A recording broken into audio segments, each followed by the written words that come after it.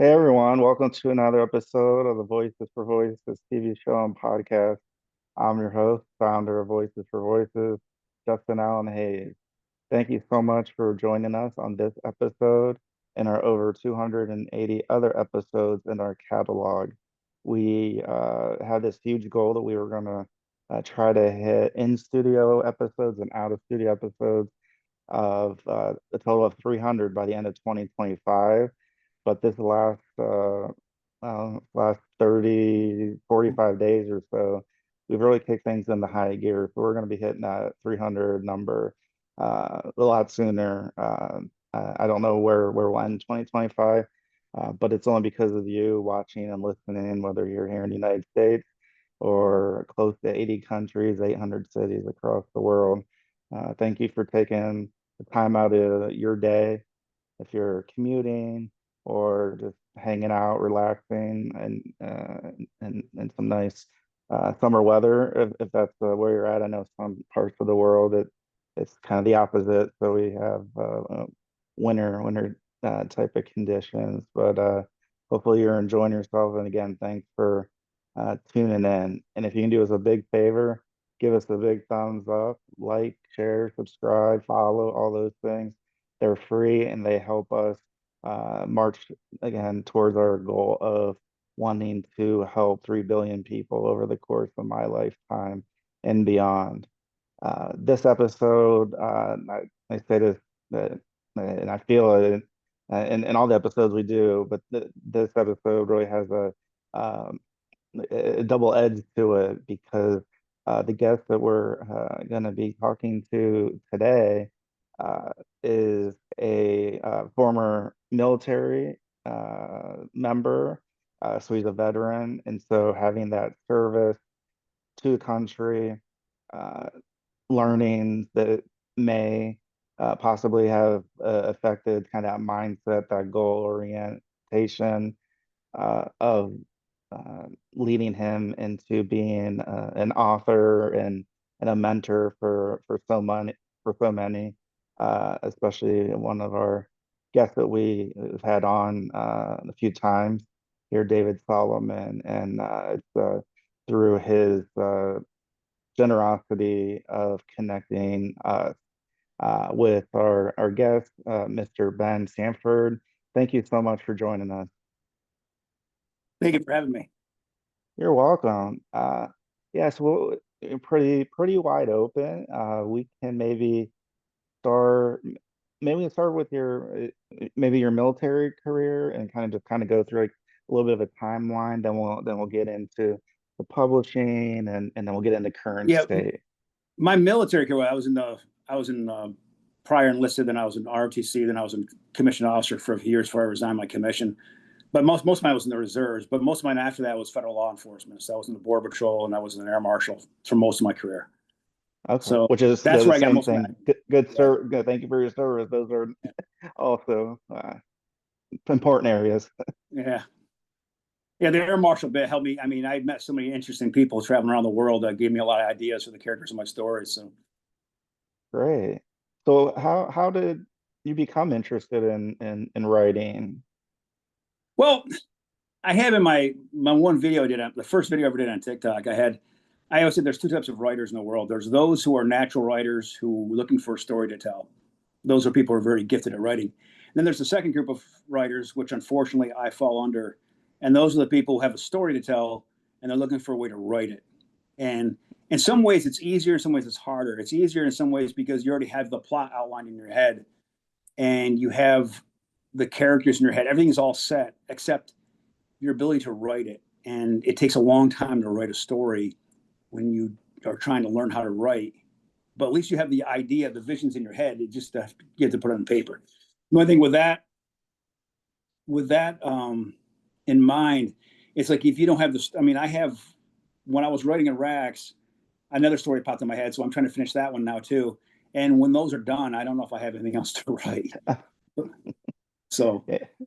No, it's interesting. My a little bit of a little bit of parallel. I talked to my therapist on the mental health side and there was a time where I was I said like I was afraid of things that I was going to run out of things to do or to be a Right. part of, and they said, Justin, I don't think you're going to run out of things to do. So I'll just throw this out. I think that you'll something, whether it's in the writing space or a combination with your law enforcement and ROTC career, because there's just uh, so much just day to day that goes on that a lot of people just they don't know about, and I think there's a big interest in that. Like, okay, so what does a law enforcement officer like? What is I know there's no regular or average day, but just to learn some of those things, there's people like myself to just like to learn and go, oh wow, like I never thought about that. Yeah. Yeah, it was. It's funny because I was in the air marshals for most of it. And the air marshals is a totally different job than the other law enforcement because really you're just paid in case something goes wrong, and if nothing goes wrong, then you did your job. So really, it's passing time sitting on an airplane for many hours, which Yeah. I did a lot of writing during that time. I was just gonna ask you if that contributed to any of the time writing, because of that time of clarity, more clarity and more focused, easier to focus than when Yeah. this things Well, are going on. I literally wrote the first my Arax series is a series of 7 books. It's a fantasy series, and the first three I wrote while I was flying, and it was basically um, I wrote it by hand. And so Uh, when I finally finished with Air Marshals, when I finally typed it up, I had to go take all of my notes, which are I have them over here. I still my wife refuses to let me throw them away. She goes, "You might want to keep some." I'm like, "Why do I want to keep this? I'm not a pack rat." But I literally have a stack like 3 feet high of binder notebooks that I wrote chapter by chapter on. Then I had to piece it together, and what I planned to be a trilogy ended up becoming I thought become 6 books, and it became 7 eventually. Um, yeah, so it was all handwritten for the first 3.5 books, and the first book in my Freeborn series was handwritten as well. yeah, Yeah, for that's our viewers and listeners, can you name all the books just so they can have be yes. able to tie your name to the This is the first version of it. This is I don't know if you can see it on there. This is Chronicles of Arax, Book One of War and Heroes. I have That's the first of 7. The okay. second book is called The Siege of Corel. The third is called The Battle of Yaten. The fourth is called The Making of a King. The fifth is The Battle of Tory North. The sixth is Fall of Empires, and the seventh and concluding book is called Restoration. That's all. So it's the whole arc goes from 1 to 7. It's done. There won't be any sequels unless I die and somebody else wants to pick it up and do a shoot off. But I left enough loose ends at the end so people you could do other stuff if you wanted to, but it also has a conclusion where okay, this is where it's settled, hopefully forever. My other series is called the Freeborn Saga, and that is now was going to be a trilogy, and now it's going to be 4. I'm in the middle of book 3 called Dragon Wars, and book 4 um, should be the conclusion. I hope. I hope it doesn't go to, but hopefully it'll be done with 4.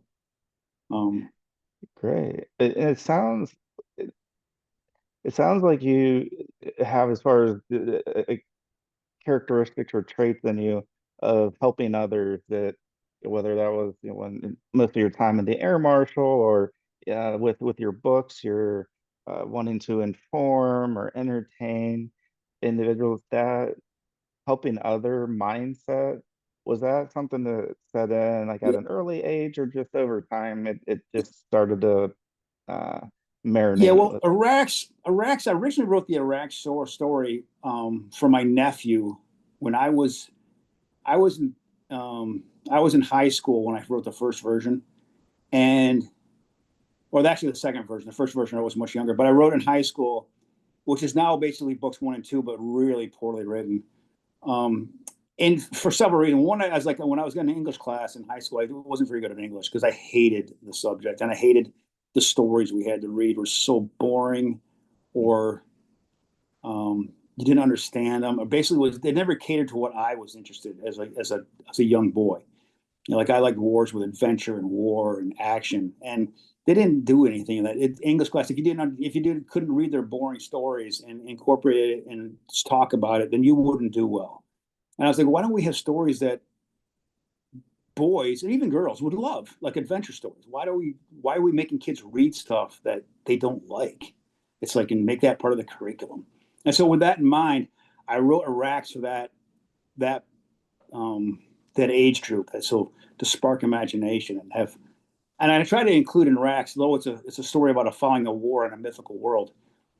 I wanted to have the humor in it and the horror and the romance and the adventure and the mystery and the camaraderie and the friendship and the brotherhood and sisterhood of all the characters and all the things you love in all your stories, but all put it all in the one story, that there's something for everybody, and something that you want to know what happens next.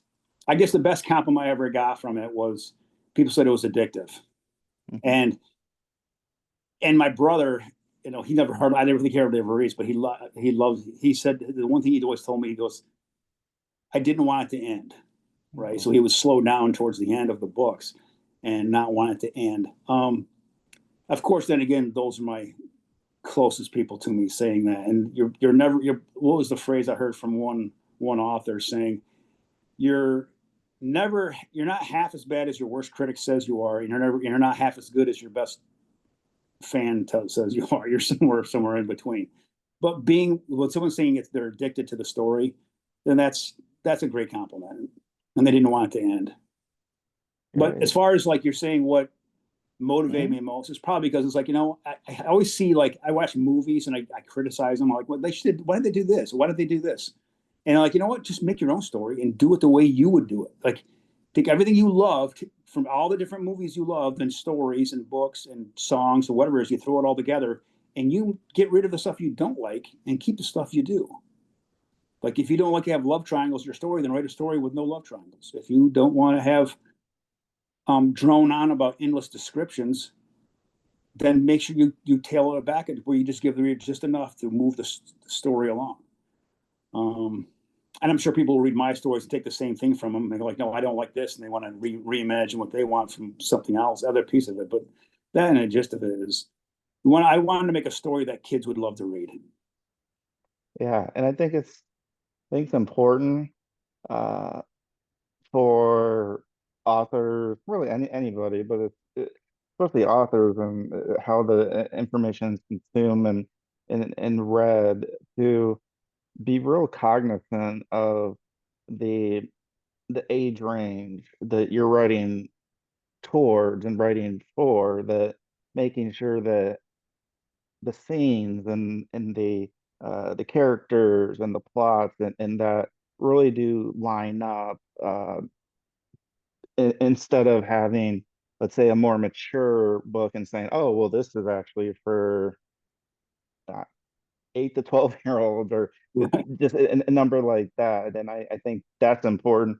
It, for me as a parent, my daughter's 6, and so she's just getting started. But I'm starting to think about those types of things when we go to the library, or bookstore, and we start looking, and if if a book is in the section that lines up where my daughter is age wise and reading wise, that's going to be an area that I'm, as a parent, going to be can be drawn to. Can you talk a little bit about the importance of that and how it's important for uh, all authors, not just yourself, to really just do that, that humane thing of, all right, well, I wouldn't want my son or daughter to read this Right. at 8 years old. This is more Yeah. like at 18 or Like my sister-in-law, she loves the Arax books, but he loves Freeborn more. But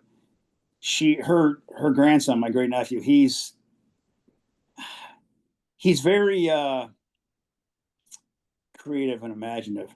But he would love this story, but he's still not. They're going to wait till he's a bit older for him to read it. So it's like, I think 12. It's funny. Every author, it's very subjective, right? What is appropriate for at what age group, right? Like for Arax, for me, um, there is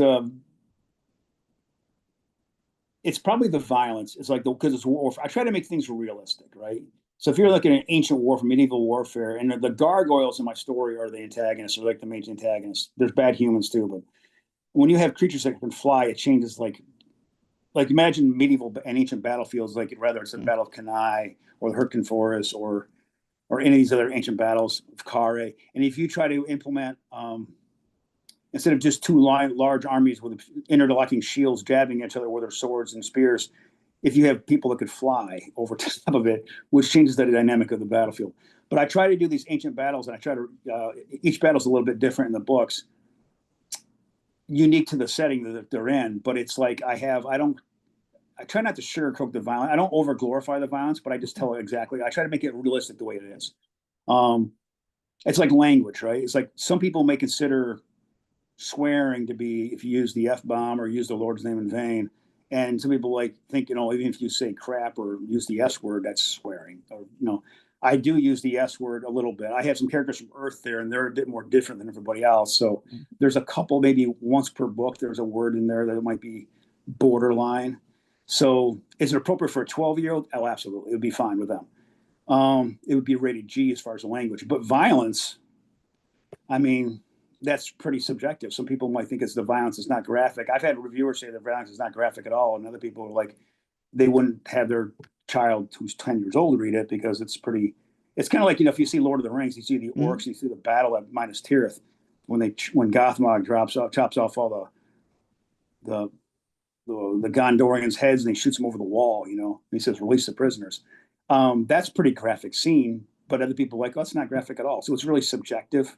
So I would suggest if a parent maybe read the book with their kid if they're under 12, and you can filter out some of the stuff you can when you read, like I read stories to my kids when they were younger, and I was like, if there's something that's a little bit I would just skip over it.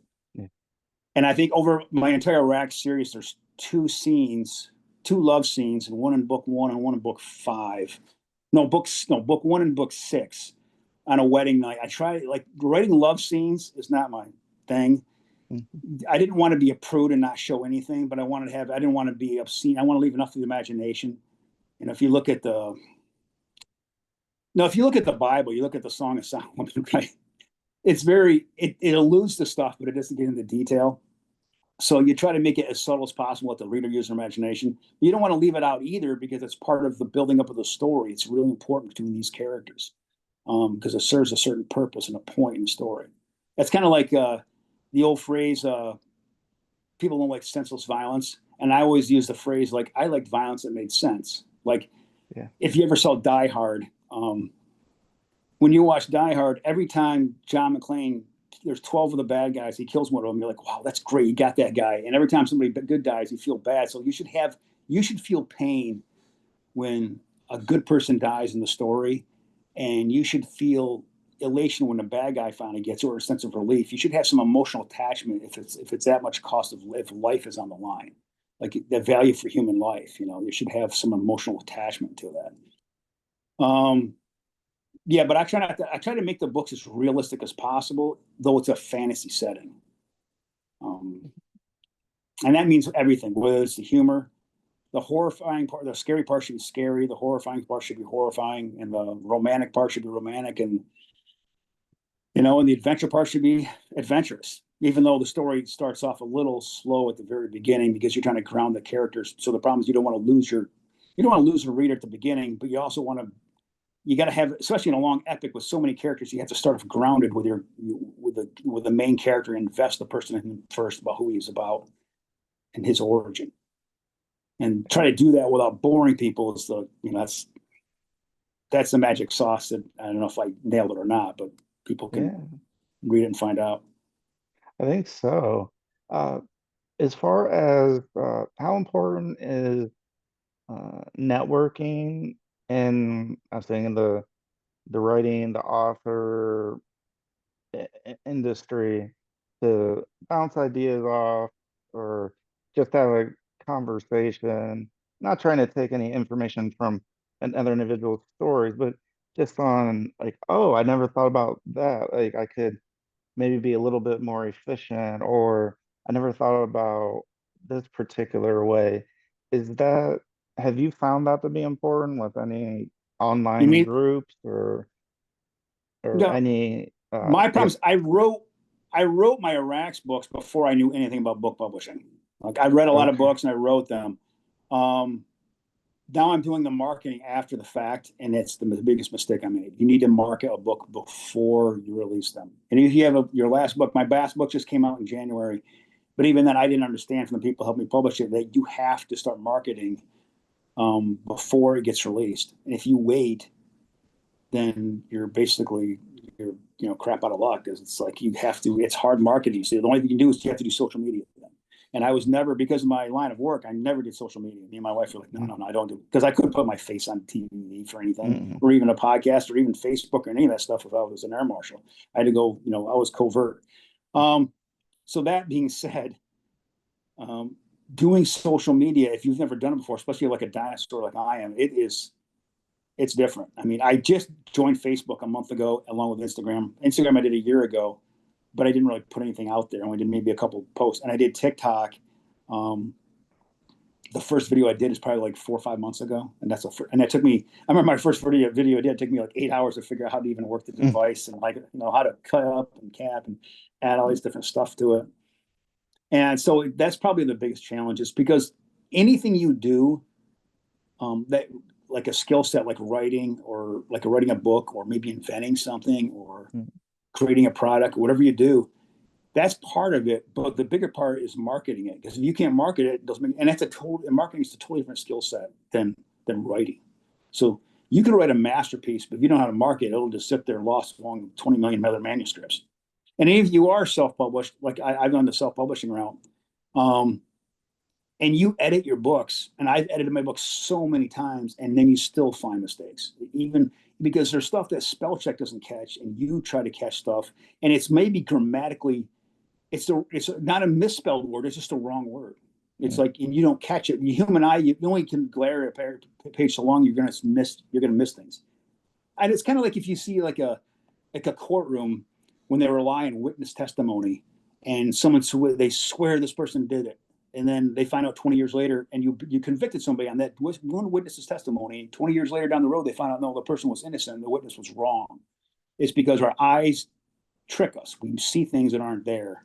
So when you're editing, you're gonna miss. You have to edit over and over and over again, and even then, you're still gonna catch. Especially if the manuscripts are like, you got a 400 or 500 page book. It takes a long days, a couple of weeks to go through a manuscript. Then that's just one time through, and you probably still miss stuff. And when you already wrote a book and you go back and you find it, and even your own editors didn't catch it, and that's just frustrating. It's like, but you're gonna have that. But the worst part is because you have words that are spelled right, they're just used wrong. That's the biggest mistakes. And if Yeah. you're create a fantasy world, if you misspell your own words that you made up, Oh. and no one can catch that but you, right? So you have to know, like Arax was hard for me because it was a different planet altogether. So there's different animals and different plants and different trees. If I had to create a whole different um, ecosystem. And so you have to use all these different words you make up. You have a book, I have tons of books, just a catalog for one whole notebook just for plants and trees, one for animals, one for all the cities and the armies. And in the back of my Arax book, I have the appendix sections in book one. Mhm. I have appendix section in each book, but in book one, I have a timeline of their history over the last 3,000 years. I have a listing of the armies. I have the map in the back of the book and the listing of the armies for each of the different realms and where they're located in the map. So if you're following the story, you can see where all these different armies are. I just don't make it up out of. You ever see a story where you're watching Yeah. and it seems like they just won, they had a huge victory, you think they won the war, but then the next story, they're like, oh no, they have this other armies that come out of nowhere. Well, where did they come from? Yeah. So at the very beginning, you know where everything stands, you know exactly what the strength is from every kingdom and realm. And I have a ship. The Earthers, there's people from Earth stuck on this mythical planet, set 500 years in our future. And the people from Earth have advanced technology that these people don't have. So if these people are fighting with bows and arrows, the guys from Earth, they build a seafaring ship from their crash starship. And it's called the Stenix, which is the name of my LLC. Yeah. And my Stenix Publishing is because of that ship. So I have a diagram of that ship in the back of back of the book so people can see what that ship looks like by the synopsis.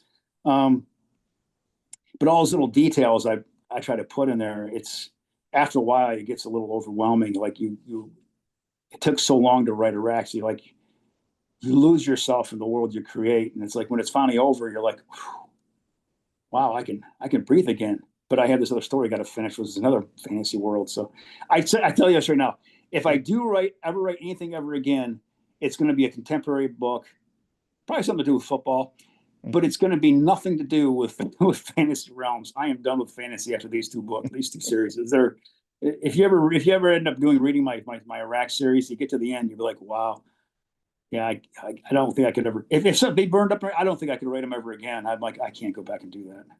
That's too And much so, work. yeah, and to your point, it takes, I mean, a lot of jobs, a lot of things we do take time and patience. And I would think that patience would, if you didn't have patience before you got into the editing process and you have 400 or 500 page book, Right. that's something that you learned. Like you said, you got to finish the editing before the book can come out, and it does Yeah. take some time. Yeah. Yeah. And originally the first publishing group I had to publish my first Arax book, when I handed the manuscript, they said, you either got to cut. It was actually books 1 and 2 of Arax because it was that big. Like I didn't realize how big the book was because you don't really know.